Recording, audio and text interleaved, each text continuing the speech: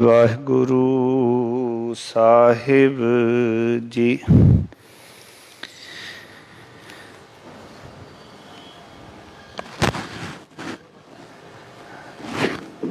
ਜੇਤਾ ਸਮੁੰਦ ਸਾਗਰ ਨੀਰ ਭਰਿਆ, तेते ओगण हमारे। दया करो किछ मेहर उपावो, डुबदे पत्थर तारे।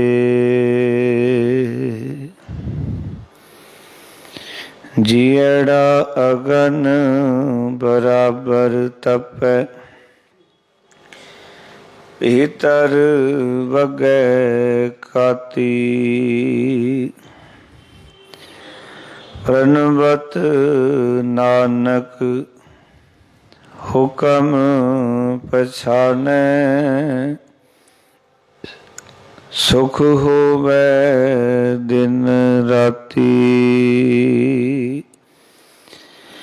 सतनाम धन वाहिगुरू साहिब जी। गोड़ी महला नौवा। को माई भूलियो मन समझावे, वेद प्राण साध मग सुन कर। निमख न हर गुण गावे, को माई भूलियो मन समझावे। वेद पुराण साध मग सुन कर, निमख न हर गुण गावे। रहाउ दुर्लभ देह पाए मानस की, बिरथा जन्म सिरावे। माया मोह महासंकट बन, तास्यों रुच उपजावे। अंतर बाहर सदा संग प्रभ, तास्यों नेह न लावे। नानक मुकत ताहे तुम मानो, जे कट राम समावै।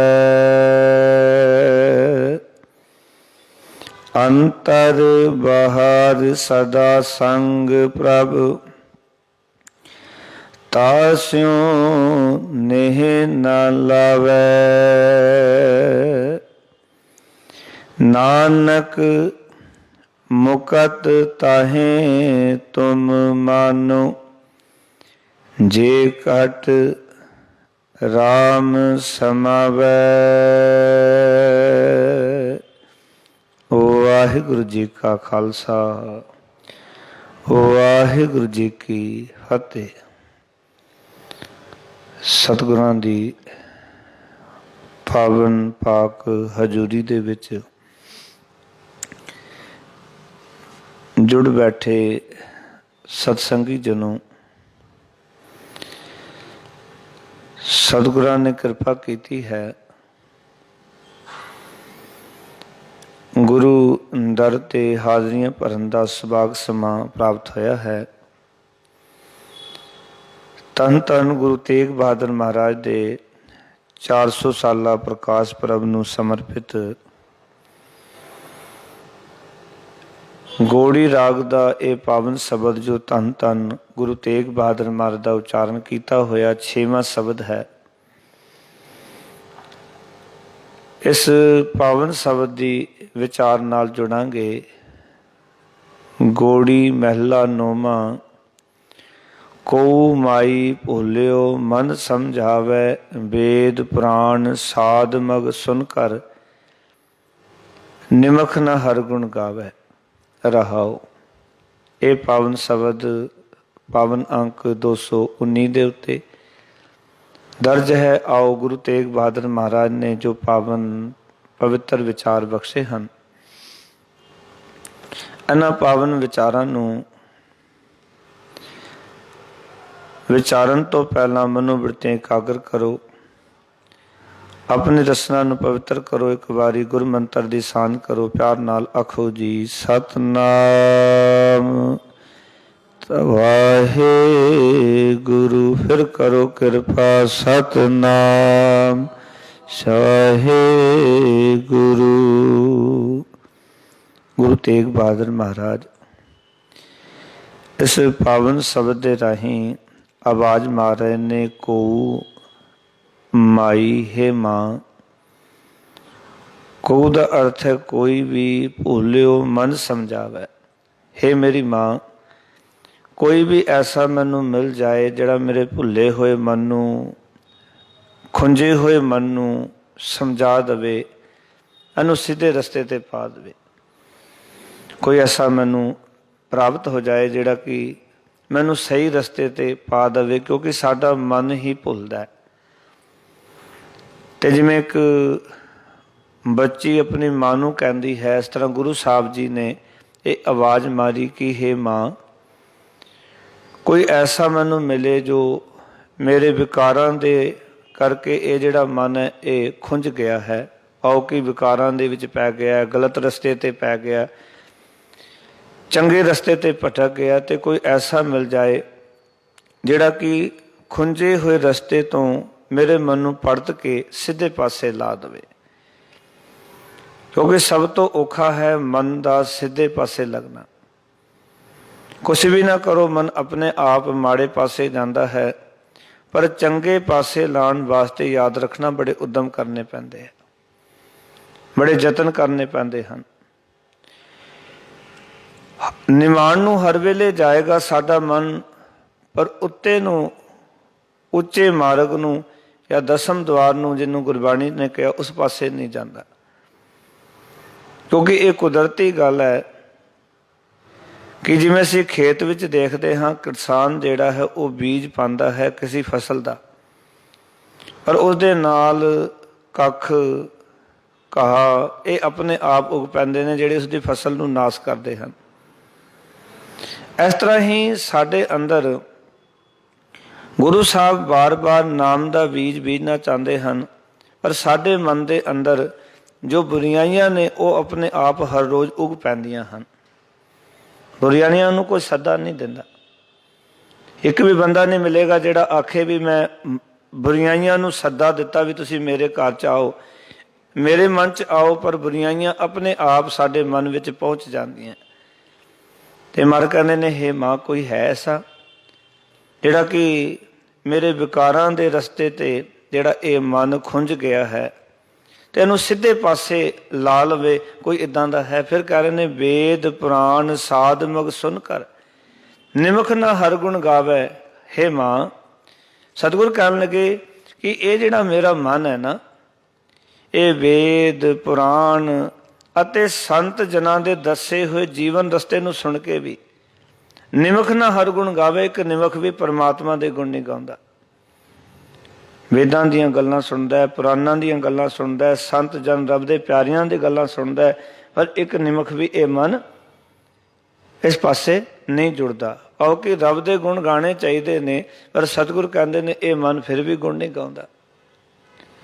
असीं कितना सत्संग सुनते हाँ, बाणी सुनते हाँ, पर मन फिर जो पौड़ियां उतरते सार वही काम जिहड़े असीं रोज़ करते हैं उस पासे सानू लै जांदा है।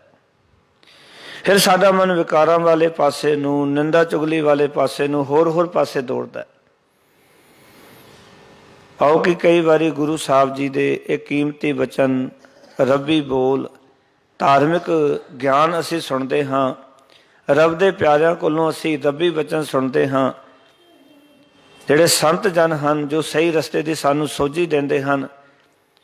ਪਰ ਇੱਕ ਨਿਮਖ ਵੀ ਇਹ ਮਨ ਉਸ ਅਕਾਲ ਪੁਰਖ ਵਾਹਿਗੁਰੂ ਦੇ ਗੁਣ ਨਹੀਂ ਗਾਉਂਦਾ, ਪਰਮਾਤਮਾ ਦੀ ਸਿਫਤ ਸਲਾਹ ਨਹੀਂ ਕਰਦਾ ਇਤਨਾ ਸਮਾਂ ਜਿੰਨਾ ਅੱਖ ਝਿਮਕਣ ਜਿੰਨਾ ਸਮਾਂ। ਨਿਮਖ ਕਹਿੰਦੇ ਨੇ ਉਹ ਸਮਾਂ ਜਿਹਦੇ ਵਿੱਚ ਅੱਖ ਇੱਕ ਵਾਰੀ ਫੜਕਦੀ ਹੈ, ਝਮਕਦੀ ਹੈ, ਉਨਾ ਸਮਾਂ ਵੀ ਇਹ ਮਨ ਜਿਹੜਾ ਹੈ ਨਾ ਇਹ ਉਸ ਰੱਬ ਦੇ ਗੁਣ ਨਹੀਂ ਗਾਉਂਦਾ, ਵਾਹਿਗੁਰੂ ਜੀ ਦੀ ਸਿਫਤ ਨਹੀਂ ਕਰਦਾ। ਇਤਨੇ ਦੇ ਵਿੱਚ ਹੀ ਗੱਲ ਬਣ ਸਕਦੀ। ਇੱਕ ਗੱਲ ਯਾਦ ਰੱਖਣਾ,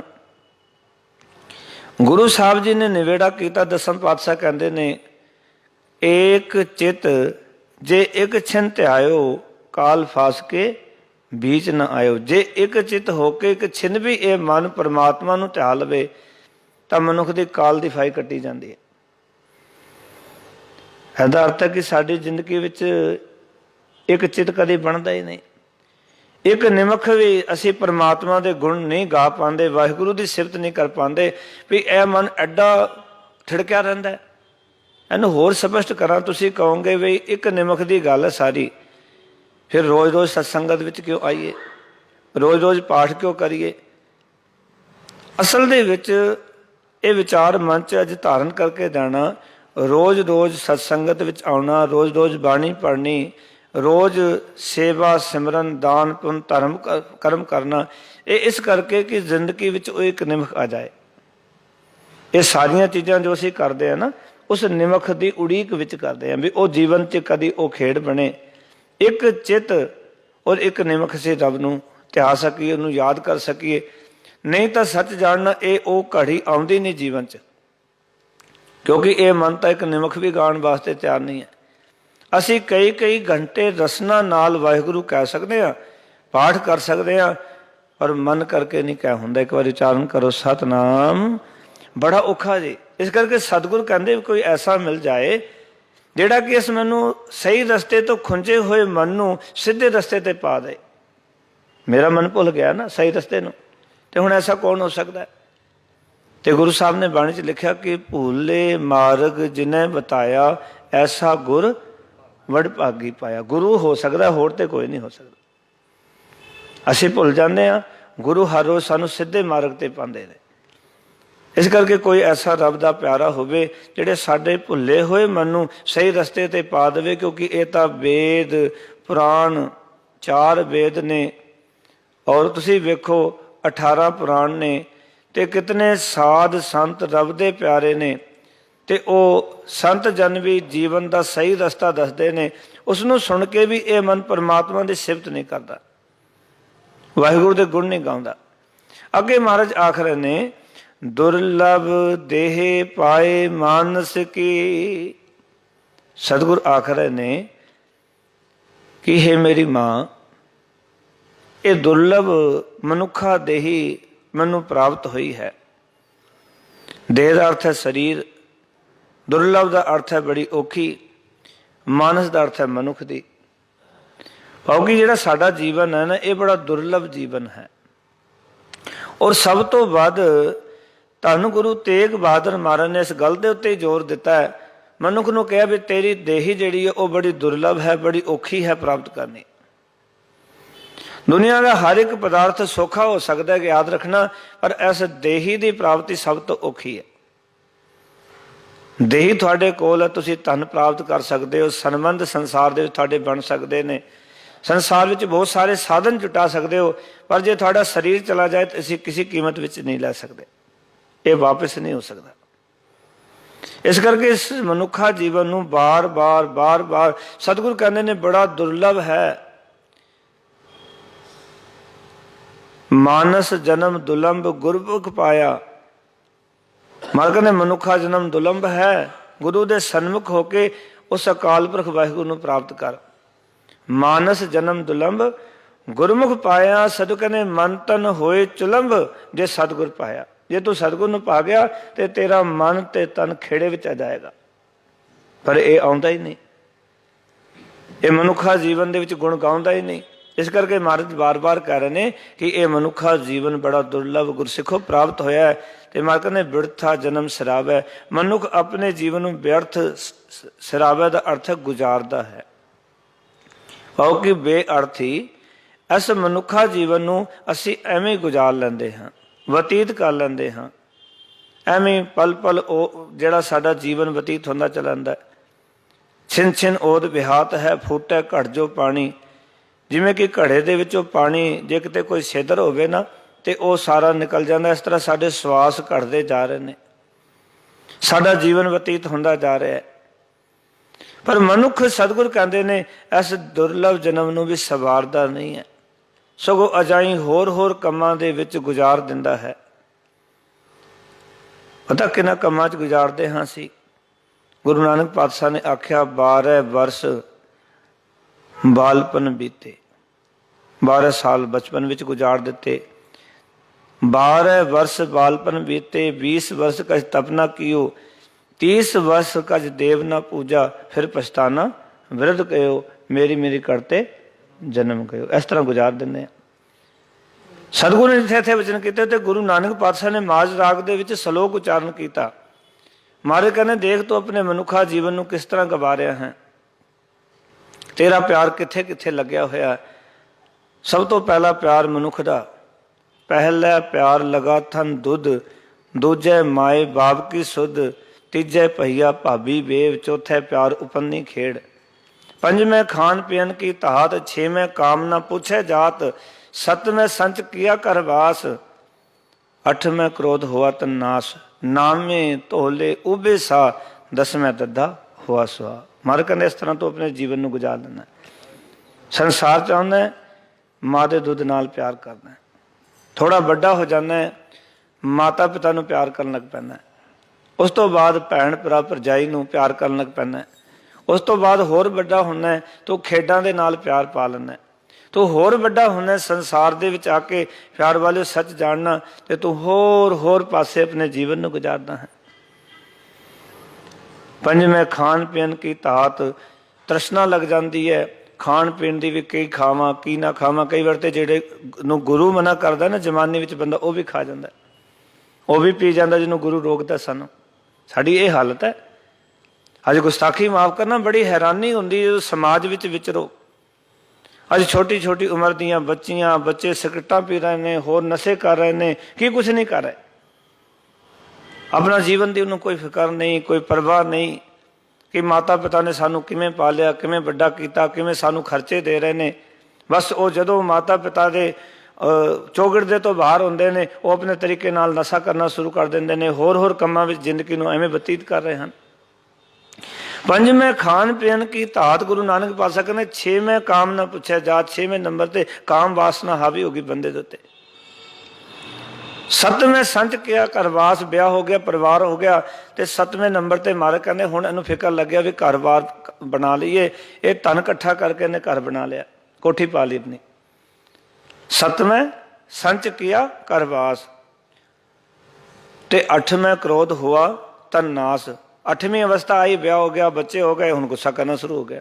बच्चों ते गुस्सा करता है, कभी पत्नी ते करता है, कभी वड्डियां ते करता है, छोटा ते गुआंढियां ते। हुण गुस्सा बड़ा आउंदे नूं, अपने क्रोध शरीर नूं गुस्से विच ही नाश कर लिया। सतगुर कहंदे फिर की होया, वृद्ध हो गया। 9वें धोले उभे सा, 9वें नंबर ते केस चिट्टे हो गए, साह आने औखे हो गए, साह नहीं आउंदा, हुण साह चढ़ जांदा है। ते 10वें दद्दा हुआ सुहा, 10वीं स्टेज आई, मारका ने सुहा हो गया, मिट्टी की ढेरी हो गया। ये तेरी जिंदगी है, इस तरह तो अपने मनुखा जीवन को गुजार लेना है। ये समझा रहे हैं गुरु तेग बहादुर महाराज भी सानू कि बिरथा जन्म शराब है, इस तरह जीवांगे तो अपने जीवन व्यर्थ गुजारांगे। ये गल याद रखना हमेशा। फिर महाराज आख रहे ने अगले वचन, माया मोह महा संकट बन, तास्यो रुच उपजावै।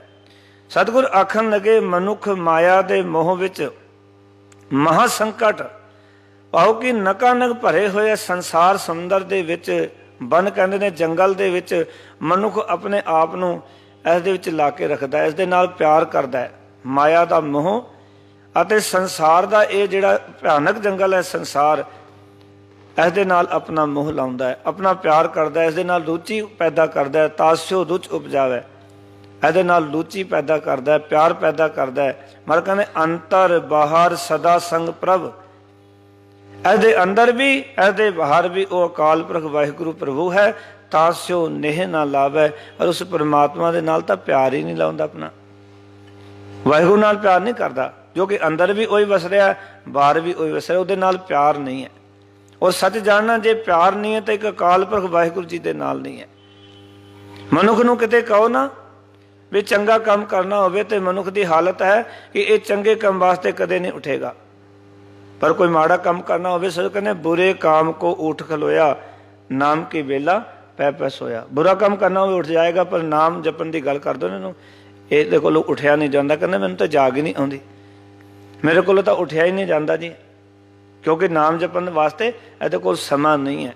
ਇਸ ਕਰਕੇ ਸਾਹਿਬ ਕਹਿੰਦੇ ਨੇ ਉਸਦੇ ਨਾਲ ਤੂੰ ਨੇਹ ਨਹੀਂ ਜੋੜਦਾ, ਜਿਹਦੇ ਨਾਲ ਕਿ ਪਿਆਰ ਪਾਉਣਾ ਸੀ, ਜਿਹਦੇ ਨਾਲ ਸਨੇਹ ਕਰਨਾ ਸੀ, ਉਹਦੇ ਨਾਲ ਸਨੇਹ ਕੋਈ ਨਹੀਂ ਮਨੁੱਖ ਦਾ। ਫਿਰ ਮਹਾਰਾਜ ਕਹਿੰਦੇ ਨੇ ਨਾਨਕ ਮੁਕਤ ਤਾਹੇ ਤੁਮ ਮਾਨੋ, ਜੇ ਕਟ ਰਾਮ ਸਮਾਵੈ। ਹੈ ਨਾਨਕ,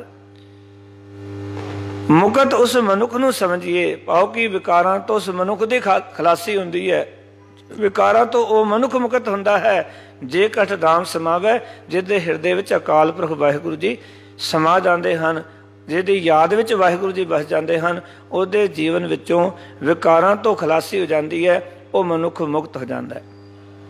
ਮੁਕਤ ਸਰੀਰ ਤੋਂ ਨਹੀਂ ਹੋਣਾ। ਆਪਾਂ ਕਹਿੰਦੇ ਮਰ ਜਾਈਏ ਮੁਕਤ ਹੋ ਜਾਵਾਂਗੇ, ਕੀ ਇਸ ਤਰ੍ਹਾਂ ਮੁਕਤ ਹੋਇਆ ਜਾ ਸਕਦਾ? ਮਰ ਜਾਈਏ ਖੁਦਕਸ਼ੀ ਕਰ ਲਈਏ ਕਿ ਮੁਕਤ ਹੋ ਜਾਵਾਂਗੇ, ਇਸ ਤਰ੍ਹਾਂ ਮੁਕਤ ਨਹੀਂ ਹੋਇਆ ਜਾ ਸਕਦਾ। ਮੁਕਤੀ ਦਾ ਸਾਧਨ ਹੈ ਕਿ ਅਸੀਂ ਆਪਣੇ ਜੀਵਨ ਦੇ ਵਿੱਚੋਂ ਵਿਕਾਰਾਂ ਤੋਂ ਖਲਾਸੀ ਪ੍ਰਾਪਤ ਕਰਨੀ ਹੈ, ਬੁਰਾਈਆਂ ਤੋਂ ਖਲਾਸੀ ਪ੍ਰਾਪਤ ਕਰਨੀ ਹੈ, ਜਿਉਂਦੇ ਜੀ ਮਾੜੇ ਕੰਮਾਂ ਤੋਂ ਬਚਣਾ। ਇਹ ਹੈ ਸਾਡੀ ਮੁਕਤੀ, ਨਾ ਕਿ ਮਰਨ ਤੋਂ ਬਾਅਦ। ਗੁਰਮਤਿ ਦੇ ਅੰਦਰ ਮੋਏ ਹੋਏ ਜੋ ਮੁਕਤ ਦਿਓਗੇ ਮੁਕਤ ਨਾ ਜਾਣੈ ਕੋਇਲਾ। ਜੇ ਮਰਨ ਤੋਂ ਬਾਅਦ ਮੁਕਤੀ ਦਿੱਤੀ ਨਾ, ਸਦੋਂ ਕਹਿੰਦੇ ਮੈਂ ਦੇਖਣੀ ਕੋਈ ਨਹੀਂ, ਮੈਨੂੰ ਜਿਉਂਦੇ ਜੀ ਮੁਕਤੀ ਚਾਹੀਦੀ। ਅਸੀਂ ਕਹਿੰਦੇ ਮਰ ਜਾਈਏ ਮੁਕਤ ਹੋ ਜਾਵਾਂਗੇ, ਮੁਕਤ ਕਾਹ ਤੋਂ ਹੋਣਾ? ਜਿਉਂਦੇ ਜੀ ਤਾਂ ਤੁਸੀਂ ਜੰਜਾਲਾਂ 'ਚ ਫਸੇ ਰਹੇ। ਸਰੀਰ ਟੁੱਟਣ ਤੋਂ ਬਾਅਦ ਕੀ ਮੁਕਤੀ ਹੋ ਸਕਦੀ ਹੈ ਕਿ ਅਸੀਂ ਮੁਕਤ ਹੋ ਸਕਦੇ ਹਾਂ? ਸੋ ਗੁਰਦੇਵ ਪਿਤਾ ਮਹਾਰਾਜ ਆਖ ਰਹੇ ਨੇ ਨਾਨਕ ਮੁਕਤ ਤਾਹੇ ਤੁਮ ਮਾਨੋ। ਹੇ ਨਾਨਕ ਮੁਕਤ ਤਾਹੇ ਕਹਿੰਦੇ ਤੁਹਾਨੂੰ ਮੰਨਿਆ ਜਾ ਸਕਦਾ ਹੈ ਜੇ ਕਟ ਰਾਮ ਸਮਾਵੇ, ਉਸ ਮਨੁੱਖ ਨੂੰ ਮੁਕਤ ਮੰਨਿਆ ਜਾ ਸਕਦਾ ਹੈ ਜਿਹਦੇ ਹਿਰਦੇ ਵਿੱਚ ਅਕਾਲ ਪੁਰਖ ਵਾਹਿਗੁਰੂ ਸਮਾ ਜਾਂਦਾ ਹੈ, ਰੱਬ ਦੀ ਯਾਦ ਵਸ ਜਾਂਦੀ ਹੈ। ਕਿਉਂਕਿ ਸੱਚ ਇਹ ਹੈ ਕਿ ਜਬ ਹਮ ਹੋਤੇ ਤਬ ਤੂੰ ਨਹੀਂ, ਜਦੋਂ ਮੈਂ ਹੈ ਮੁਕਤੀ ਨਹੀਂ ਹੈ, ਜਦੋਂ ਤੱਕ ਮੈਂ ਹੈ ਉਹ ਘਟ ਵਿੱਚ ਨਹੀਂ ਵਸੇਗਾ। ਜਬ ਹਮ ਹੋਤੇ ਤਬ ਤੂੰ ਨਹੀਂ, ਤੇ ਅਬ ਤੂੰ ਹੀ ਮੈਂ ਨਹੀਂ। ਜਦੋਂ ਉਹ ਵਸ ਗਿਆ ਨਾ ਹਿਰਦੇ ਦੇ ਵਿੱਚ, ਫਿਰ ਮੈਂ ਨਹੀਂ ਰਹੇਗੀ ਜੀਵਨ 'ਚ, ਔਰ ਮੈਂ ਤੋਂ ਹੀ ਮੁਕਤੀ ਕਰਨੀ। ਸਾਰਾ ਜੀ ਜੋ ਗੁਰਬਾਣੀ ਹੈ ਨਾ, ਉਹਦਾ ਆਧਾਰ ਸਿਲਾ ਇਹ ਹੈ ਕਿ ਅਸੀਂ ਆਪਣੀ ਮੈਂ ਤੋਂ, ਆਪਣੀ ਹਉਮੈ ਤੋਂ ਬਚਣਾ, ਬਸ ਆਪਣੇ ਹੰਕਾਰ ਤੋਂ ਬਚਣਾ ਹੈ, ਆਪਣੇ ਵਿਕਾਰਾਂ ਤੋਂ ਬਚਣਾ ਹੈ, ਬੁਰਾਈਆਂ ਤੋਂ ਬਚਣਾ ਹੈ। ਇਸ ਗੱਲੋਂ ਅਸੀਂ ਮੁਕਤ ਹੋਣਾ ਹੈ। ਸੋ ਗੁਰੂ ਤੇਗ ਬਹਾਦਰ ਮਹਾਰਾਜ ਨੇ ਇਹੀ ਗੱਲ ਸਮਝਾਈ ਕਿ ਹੇ ਮਾਂ, ਇਹ ਮਨ ਵਿਕਾਰਾਂ ਦੇ ਵਿੱਚ ਭੁੱਲਿਆ ਹੋਇਆ ਹੈ, ਕੋਈ ਮੈਨੂੰ ਐਸਾ ਰੱਬ ਦਾ ਪਿਆਰਾ ਮਿਲ ਜਾਏ ਜਿਹੜਾ ਮੈਨੂੰ ਅਕਾਲ ਪੁਰਖ ਵਾਹਿਗੁਰੂ ਦੇ ਨਾਲ ਜੋੜ ਦੇਵੇ, ਇਸ ਭੁੱਲੇ ਹੋਏ ਮਨ ਨੂੰ ਸਿੱਧੇ ਪਾਸੇ ਕੋਈ ਲਾ ਦੇਵੇ, ਕੋਈ ਐਸਾ ਮਿਲ ਜਾਏ। ਉਹ ਕਿੱਥੇ ਮਿਲ ਸਕਦਾ ਸਾਨੂੰ? ਮੈਂ ਕਿ ਬੇਨਤੀ ਕਰਾਂ, ਠੇਕੇ ਤੇ ਨਹੀਂ ਮਿਲੇਗਾ। ਤੁਸੀਂ ਸੋਚੋ ਵੀ ਉਹ ਕਿਤੇ ਹੋਰ ਹੱਟੀ ਤੇ ਜਾ ਕੇ ਮਿਲ ਸਕਦਾ, ਹੋਰ ਥਾਂ ਤੇ ਮਿਲ ਸਕਦਾ, ਉੱਥੇ ਨਹੀਂ ਮਿਲੇਗਾ। ਪਰ ਗੁਰੂ ਨਾਨਕ ਦੇ ਦਰ ਤੇ ਮੱਥਾ ਟੇਕੋ, ਪਤਾ ਨਹੀਂ ਇੱਥੇ ਕਿਹੜੀ ਕਿਹੜੀਆਂ ਰੂਹਾਂ ਆ ਕੇ ਮੱਥਾ ਟੇਕਦੀਆਂ ਨੇ, ਪਤਾ ਨਹੀਂ ਕਿਹਦੇ ਸਪਰਸ਼ ਦੇ ਨਾਲ, ਕਿਸੇ ਦੀ ਛੋਹ ਦੇ ਨਾਲ ਸਾਡਾ ਜੀਵਨ ਮੁਕਤ ਹੋ ਜਾਏ। ਉਚਾਰਨ ਕਰੋ ਸਤਨਾਮ। ਸਾਡਾ ਮਨ ਸਿੱਧੇ ਪਾਸੇ ਲੱਗ ਜਾਏ, ਕੋਈ ਨਹੀਂ ਪਤਾ ਲੱਗਦਾ। ਕਈ ਵਾਰੀ ਮਨੁੱਖ ਬੜਾ ਕਲਪਿਆ ਆਉਂਦਾ ਹੈ, ਪਰ ਕਿਸੇ ਨੇ ਮੱਥਾ ਟੇਕਿਆ ਹੁੰਦਾ ਜੁੜੀ ਰੂਹ ਨੇ, ਤੇ ਮੱਥਾ ਟੇਕਦੇ ਸਾਥ ਸਾਡਾ ਮਨ ਵੀ ਖੜ ਜਾਂਦਾ। ਇਸ ਸਤਸੰਗਤ ਦਾ ਇਹੀ ਲਾਭ ਹੈ, ਇੱਥੇ ਮੱਥਾ ਟੇਕਣ ਦਾ ਇਹੀ ਫਾਇਦਾ ਹੈ ਕਿ ਪਤਾ ਨਹੀਂ ਕਿਹੜਾ ਰੱਬ ਦਾ ਪਿਆਰਾ ਆਇਆ ਹੈ, ਗੁਰੂ ਦੇ ਚਰਨਾਂ 'ਚ ਨਕਮਸਤਕ ਕਰਕੇ ਗਿਆ, ਤੇ ਉੱਥੇ ਆ ਕੇ ਤੁਸੀਂ ਵੀ ਮੱਥਾ ਟੇਕ ਦਿੱਤਾ। ਜਿਹੜਾ ਕਲਪਿਆ ਮਨ ਆਇਆ ਸੀ, ਮੱਥਾ ਟੇਕਦੇ ਸਾਰ ਖਿੜ ਗਿਆ।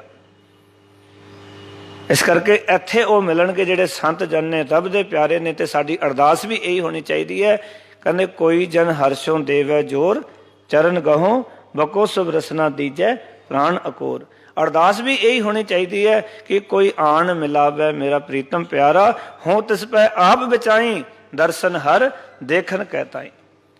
ਵੀ ਮੈਂ ਹਰੀ ਦੇ ਦਰਸ਼ਨ ਕਰਨਾ ਚਾਹੁੰਦਾ, ਸੱਚੇ ਪਾਤਸ਼ਾਹ ਮੇਰੇ ਉੱਤੇ ਤੂੰ ਕਿਰਪਾ ਕਰ ਦੇ, ਮਿਹਰ ਕਰ ਦੇ ਕਿ ਮੈਨੂੰ ਉਹਨਾਂ ਦਾ ਸਾਥ ਦੇ ਦੇ ਜਿਹੜੇ ਤੈਨੂੰ ਪਿਆਰ ਕਰਦੇ ਨੇ, ਜਿਨ੍ਹਾਂ ਨੂੰ ਦੇਖ ਕੇ ਮੇਰੇ ਮਨ ਵਿੱਚ ਤੇਰੇ ਨਾਮ ਜਪਣ ਦੀ ਰੁਚੀ ਪੈਦਾ ਹੋਵੇ, ਜਿਨ੍ਹਾਂ ਨੂੰ ਮੈਂ ਵੇਖਦਾ ਮੈਨੂੰ ਤੇ ਕਾਮ ਵਾਸਨਾਵਾਂ ਆਉਂਦੀਆਂ, ਜਿਨ੍ਹਾਂ ਨੂੰ ਮੈਂ ਵੇਖਦਾ ਵਿਕਾਰ ਸਿਰ ਤੇ ਚੜ੍ਹਦੇ ਨੇ, ਜਿਨ੍ਹਾਂ ਨੂੰ ਮੈਂ ਵੇਖਦਾ ਨਿੰਦਾ ਕਰਨ ਨੂੰ ਦਿਲ ਕਰਦਾ। ਸਾਡਾ ਇਦਾਂ ਹੀ ਹੈ ਨਾ, ਕਈ ਨੂੰ ਵੇਖ ਕੇ ਅਸੀਂ ਵੀ ਨਿੰਦਾ ਕਰਨ ਲੱਗ ਪੈਂਦੇ, ਉਹ ਵੀ ਨਿੰਦਾ ਕਰਦਾ, ਅਸੀਂ ਵੀ ਉਦਾਂ ਦੇ ਹੋ ਜਾਂਦੇ। ਇਸ ਕਰਕੇ ਜਿੱਥੇ ਵੀ ਖੜੋ ਬੈਠੋ ਇਹ ਯਾਦ ਰੱਖਣਾ ਕਿ ਜਿੱਥੇ ਕੋਈ ਨਿੰਦਕ ਹੈ, ਕੋਈ ਬੁਰਾਈਆਂ ਕਰਨ ਵਾਲਾ ਹੈ, ਤੇ ਉੱਥੇ ਆਪਣਾ ਸਮਾਂ ਵੇਸਟ ਨਾ ਕਰਿਆ ਕਰੋ। ਜਿੱਥੋਂ ਵੀ ਕਰ ਜਾਂਦੇ ਹੋ ਨਾ, ਕੋਈ ਇੱਦਾਂ ਵੀ ਫਲਾਣੀ ਨੂੰ ਉੱਦਾਂ ਦੀ, ਉਹਦੀ ਧੀ ਉੱਦਾਂ ਦੀ, ਉਹਦਾ ਪੁੱਤਰ ਉੱਦਾਂ ਦਾ, ਚੁੱਪ ਅੱਗੇ ਨਿਕਲ ਜਾਓ, ਕੋਈ ਲੋੜ ਨਹੀਂ ਸੁਣਨ ਦੀ। ਐਵੇਂ ਸਮਾਂ ਬਰਬਾਦ ਨਾ ਕਰੋ ਆਪਣਾ। ਸਤਸੰਗਤ ਵਿੱਚ ਆ ਕੇ ਗੁਰੂ ਕੀ ਗੱਲ ਸੁਣੀ ਤੇ ਉਹਨਾਂ ਲੋਕਾਂ ਵਿੱਚ ਜਾ ਕੇ ਫਿਰ ਇੱਦਾਂ ਦਾ 1 ਘੰਟਾ ਤੁਸੀਂ ਖੜੇ ਰਹਿੰਦੇ ਉੱਥੇ, ਦੁਨੀਆਵੀ ਗੱਲਾਂ ਸੁਣਨ ਵਾਸਤੇ, ਉਹਦਾ ਰਸ ਲੈਣ ਵਾਸਤੇ ਲੋੜ ਨਹੀਂ ਹੈ। ਅਸੀਂ ਬਹੁਤੇ ਲੋਕ ਇੱਦਾਂ ਹੀ ਕਰਦੇ ਹਾਂ, ਜਿਹੜੇ ਕਹਿੰਦੇ ਨੇ ਇੱਥੇ ਛੇਤੀ ਭੋਗ ਪਾ ਦਿਓ ਜੀ, ਉਹ ਅੱਧਾ ਘੰਟਾ ਉੱਥੇ ਜਾ ਕੇ ਰਸਤਿਆਂ ਤੇ ਖੜੇ ਹੋਏ ਮਿਲਦੇ ਨੇ। ਦੁਨੀਆਵੀ ਗੱਲਾਂ, ਨਿੰਦਾ ਚੁਗਲੀ, ਮੇੜ ਤੇ ਉੱਥੇ ਇਹ ਹੋ ਗਿਆ, ਫਲਾਣਾ ਹੋ ਗਿਆ, ਇਹਨਾਂ ਗੱਲਾਂ ਵਿੱਚ ਸਾਡੇ ਕੋਲ ਟਾਈਮ ਹੈਗਾ? ਗੁਰੂ ਦੀ ਗੱਲ ਸੁਣਨ ਵਾਸਤੇ, ਸਤਸੰਗਤ ਵਾਸਤੇ, ਬਾਣੀ ਪੜ੍ਹਨ ਵਾਸਤੇ ਸਾਡੇ ਕੋਲ ਕੋਈ ਸਮਾਂ ਨਹੀਂ ਹੈ। ਇਸ ਕਰਕੇ ਅਰਦਾਸ ਕਰੋ ਸੱਚੇ ਪਾਤਸ਼ਾਹ ਸਹੀ ਪਿਆਰੇ ਮੇਲ ਜਿਨ੍ਹਾਂ ਮਿਲਿਆ ਤੇਰਾ ਨਾਮ ਚਿਤਾਵੇ। ਐਸੇ ਸੰਗਤ ਨੂੰ ਮਿਲਣੀ ਜਿਨ੍ਹਾਂ ਨੂੰ ਮਿਲ ਕੇ ਤੂੰ ਚੇਤੇ ਆਏ, ਤੇਰੀ ਯਾਦ ਹਿਰਦੇ ਵਿੱਚ ਵਸੇ। ਅਰਦਾਸ ਕਰਕੇ ਜਾਓ ਸੱਚੇ ਪਾਤਸ਼ਾਹ, ਨਾਹੋ ਜਤੀ ਸਤੀ ਨਹੀਂ ਪੜਿਆ, ਮੂਰਖ ਮੁਗਦਾ ਜਨਮ ਪਿਆ, ਪ੍ਰਣਵਤ ਨਾਨਕ ਤਿਨਕੀ ਸਰਨਾ ਜਿਨ ਤੂੰ ਨਾ ਹੀ ਵਿਸਰਿਆ। ਮੈਂ ਉਹਨਾਂ ਦੀ ਸ਼ਰਨ ਵਿੱਚ ਰਹਿਣਾ ਚਾਹੁੰਦਾ ਜਿਨ੍ਹਾਂ ਨੂੰ ਵਾਹਿਗੁਰੂ ਤੂੰ ਨਹੀਂ ਭੁੱਲਿਆ। ਗੁਰੂ ਕਿਰਪਾ ਕਰੇ, ਜੇ ਮੰਗ ਕਰਾਂਗੇ, ਰੋਜ਼ ਮੰਗਾਂਗੇ, ਗੁਰੂ ਨਾਨਕ ਤੁਠਣਗੇ, ਕੋਈ ਨਾ ਕੋਈ ਐਸਾ ਰੱਬ ਦਾ ਪਿਆਰਾ ਸਾਨੂੰ ਜ਼ਰੂਰ ਮਿਲੇਗਾ, ਜਿਹਦੀ ਸੰਗਤ ਵਿੱਚ ਰਿਹਾ ਸਾਨੂੰ ਰੱਬ ਚੇਤੇ ਆਏਗਾ। ਇਤਨੀਆਂ ਮੇਰੀਆਂ ਬੇਨਤੀਆਂ ਜੋ ਗੁਰੂ ਨੇ ਤੁਹਾਡੇ ਨਾਲ ਸਾਂਝੀਆਂ ਕਰਾਈਆਂ, ਪ੍ਰਵਾਨ ਕਰਨੀਆਂ। ਮੇਰੀਆਂ ਭੁੱਲਾਂ ਮੇਰੀ ਝੋਲੀ ਵਿੱਚ ਗੁਰੂ ਕੇ ਵਚਨ ਹਿਰਦੇ 'ਚ ਵਸਾਣਾ। ਫਤਿਹ ਦੀ ਸਾਂਝ ਕਰੋ, ਆਖੋ ਜੀ ਵਾਹਿਗੁਰੂ ਜੀ ਕਾ ਖਾਲਸਾ, ਵਾਹਿਗੁਰੂ ਜੀ ਕੀ ਫਤਿਹ। ਸਤਿਨਾਮ ਸ੍ਰੀ ਵਾਹਿਗੁਰੂ।